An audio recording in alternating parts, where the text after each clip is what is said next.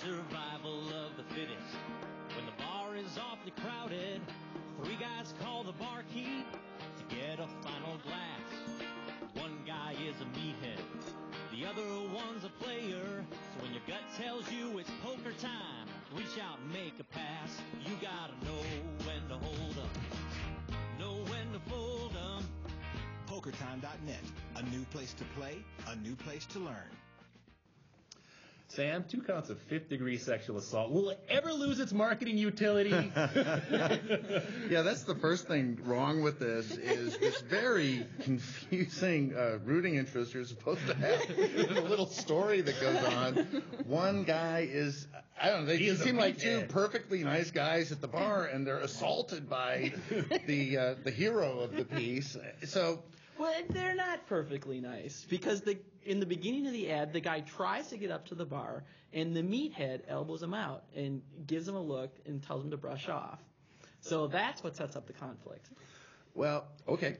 I stand corrected, but, the punishment, he certainly escalates it, to a level that, I mean, I know some people say, they're playing on homophobia, but it's like, hey, man, they've been, like, it's not just it didn't just blow in the guy's ear. I mean, but the other thing is, like, first of all, the association with poker. He says time to make a pass, which is not... That's not great poker. The only association is that the song is a parody of the Kenny Rogers song, The Gambler, which... But here, look, this is the thing. This is the most interesting thing about it, is that PokerTime.net is not what they're advertising. They're advertising PokerTime.com because all the major poker sites have 2 websites. They have their .com, which is the real site, and then they have their .net, which is the non-gambling poker site. That's fascinating. And our country now is trying to find ways, because there's this religious, first of all, there's a religious undertone to everything these bureaucrats and politicians do. The other thing is when they don't, they try to find things to do, and one of them right now is to make internet gambling illegal. So the Justice Department says you can't advertise internet gambling sites. Now, I'll go further, it's bothersome because you are allowed to advertise like E-Trade, the stock market, which as far as I'm concerned is gambling. You can lose just as much, if not more money doing that. Higher stakes. And then the other thing is poker, I'll make the case that it's a game of skill. Yeah. So I think what we've got here is a name recognition ad. I don't think it's about the guy in the barkeep. I don't think it's about the homoerotic tension. It's about getting the name.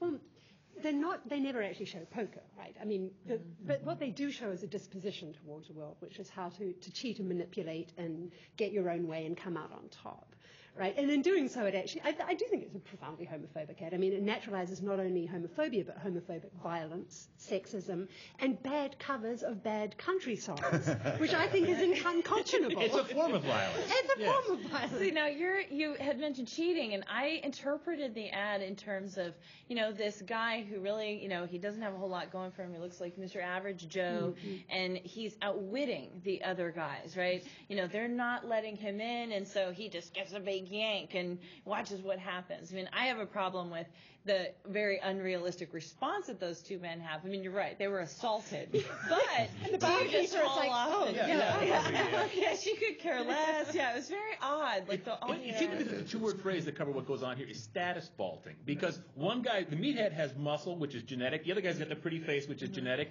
And the guy's got the brain, but it takes effort. He figures out how to outsmart them and get their spot. Well, from an evolutionary standpoint, he should be pulling out some cash, and he should be showing the cash. And frankly, that's what we do at a bar, right? You can't get in, you flag down the bartender with some money. No wonder I don't get it. So I think this ad has kind of a Mentos-like quality, where it's just showing somebody outsmarting somebody else, and it's a simple, fun joke. And so when people accuse the politically correct of having lost their sense of humor. Sometimes I see what they're driving at. Well, see, I think maybe that's in theory.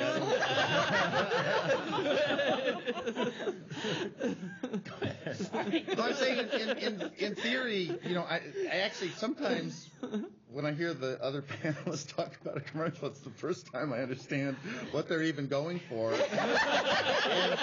And this is a case of that. But I'm saying I was just simply baffled the 5 times that I watched this thing, and what the tie-in is. But and I'll say in theory, maybe you're right, but to me, this guy caused a lot of mayhem for no good reason. And it didn't have much to do with poker, but we're out of time. Time for the answer question.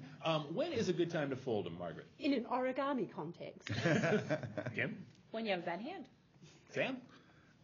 When you've got pocket trays and the flop comes with 3 overs and a flush draw.